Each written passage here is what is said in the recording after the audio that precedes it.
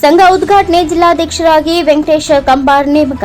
ಸಿಂಧನೂರು ತಾಲೂಕಿನ ಚಿಕ್ಕಬೇರ್ಗಿ ಗ್ರಾಮದಲ್ಲಿ ನೂತನವಾಗಿ ವಾಲ್ಮೀಕಿ ನಾಯಕರ ಹಿತರಕ್ಷಣಾ ಸಂಘ ಉದ್ಘಾಟನೆ ಮಾಡಲಾಯಿತು.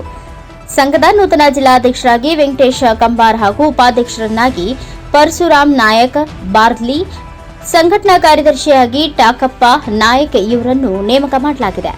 ಸಂಘದ ನಾಮಫಲಕವನ್ನ ಮಸ್ಕಿ ಕ್ಷೇತ್ರದ ಶಾಸಕರಾದ ಆರ್ ಬಸವನಗೌಡ ತುರ್ವಿಹಾಳ್ ಉದ್ಘಾಟಿಸಿದರು. ಕಾರ್ಯಕ್ರಮವನ್ನ ಶ್ರೀ ಆತ್ಮಾನಂದ ಸ್ವಾಮಿ ಹುಸ್ಕಿಹಾಳ ಮಠ ಜ್ಯೋತಿ ಬೆಳಗಿಸುವುದರ ಮೂಲಕ ಕಾರ್ಯಕ್ರಮಕ್ಕೆ ಚಾಲನೆ ನೀಡಿದರು. ನಂತರ ಮಾತನಾಡಿದ ಆರ್.ಕೆ. ನಾಯಕ್, ಅನ್ಯ ಸಮುದಾಯದವರ ಜೊತೆ ಬಾಂಧವ್ಯದಿಂದಿರಬೇಕು. ಸಂಘ ಕೇವಲ ಒಂದೇ ಸಮುದಾಯಕ್ಕೆ ಸೀಮಿತವಾಗಿರದೆ ಎಲ್ಲರ ಕಷ್ಟಗಳಿಗೆ ಸ್ಪಂದಿಸುವ ಗುಣ ಸಂಘಟಕರಲ್ಲಿರಬೇಕು. ಕಟ್ಟಕಡೆಯ ವ್ಯಕ್ತಿಗೂ ನ್ಯಾಯ ಅಥವಾ ಸವಲತ್ತು ಸಿಗುವಂತಹ ಕೆಲಸ ಮಾಡಿದಾಗ ಮಾತ್ರ ಸಂಘಟನೆ ಸಾರ್ಥಕವಾಗುತ್ತದೆ. ನಿಮಗೆ ಯಾವುದೇ ಸಲಹೆ ಸಹಕಾರ ಬೇಕಾದರೆ ಸಮಾಜದ ಹಿರಿಯರನ್ನ, ಯುವ ಮುಖಂಡರನ್ನ ಸಂಪರ್ಕಿಸಿ. ಯಾವಾಗಲೂ ನಿಮ್ಮ ಜೊತೆ ನಾವಿರುತ್ತೇವೆ. ಸಂಘಟನೆ ಉತ್ತಮ ರೀತಿಯಲ್ಲಿ ನಡೆದುಕೊಂಡು ಹೋಗಿ ಎಂದು ತಿಳಿಸಿದರು.